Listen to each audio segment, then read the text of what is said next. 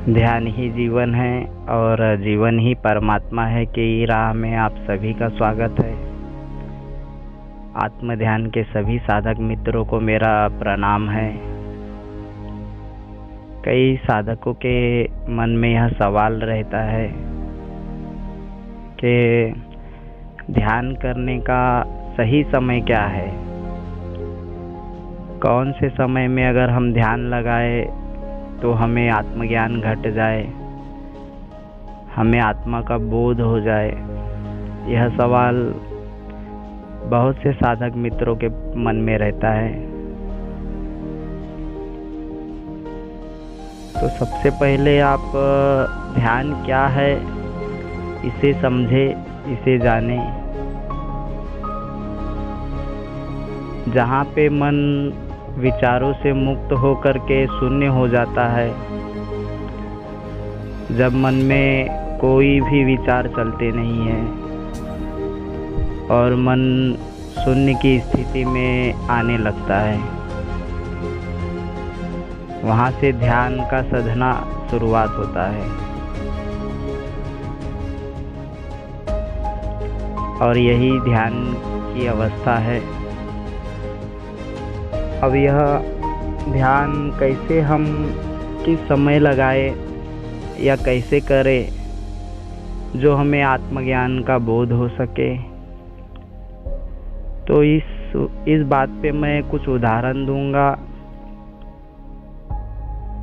जिसे आप समझिए तो आपको समझने में आसानी हो सकेगी।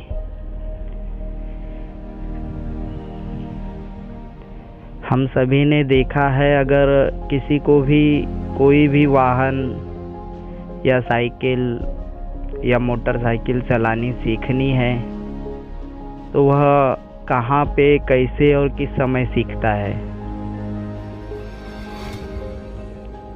जैसे अभी छोटे बच्चे साइकिल सीखते हैं तो वे खाली स्थान में, जहाँ पे भीड़ ना हो, वहाँ पे साइकिल सीखना शुरुआत करते हैं। और जैसे जैसे साइकिल का अभ्यास उनको साध्य हो जाता है और वह साइकिल चलाना उनका स्वभाव होने लगता है, तो उन खाली ही जगहों से वे निकल करके उसको प्रैक्टिकल भीड़ भाड़ वाली जगह में जा कर के आजमाते हैं। और जैसे जैसे थोड़ा थोड़ा ट्रैफिक और भीड़ भाड़ों में वह साइकिल और अच्छी तरीके से चलाता है तो वह और भी जटिल जगह है, एकदम बाजार, हाईवे, हर जगह अपने को आजमाता है। और एक समय आता है कि वह पूर्णतया साइकिल चलाना सीख जाता है। फिर वह हाथ छोड़े तो भी साइकिल बड़ी आसानी से चलते रहती है। मोबाइल पे बातें कर रहा है तो भी साइकिल बड़ी आसानी से चलती रहती है। ठीक इसी प्रकार ध्यान का साधना भी है। शुरुआत में पहले तल में कोई भी साधक एकांत समय को चुने, जहाँ पे कोई गर्दी भीड़ भाड़ ना हो, जहाँ पे खूबसूरत हरियाली या फिर पहाड़ों पे या फिर और कहीं पर भी जहाँ पे लोगों का आवागमन ज़्यादा ना हो। और जैसे जैसे वह हमारा मन शून्य की स्थिति में रहने लगे तो वैसे वैसे उस शून्य की अवस्था को हमें सदा बनाए रखना है।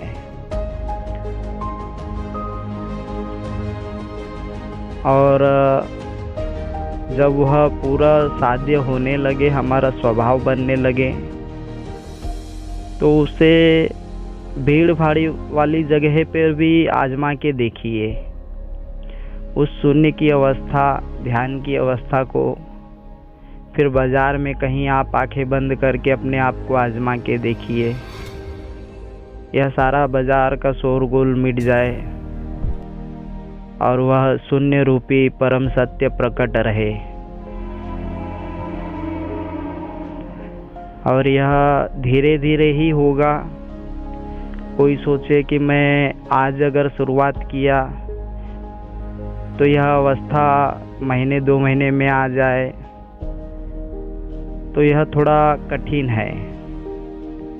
लेकिन वह आपकी एकाग्रता और ध्यान की राह में आप कैसे गति करते हैं उसके ऊपर निर्भर है।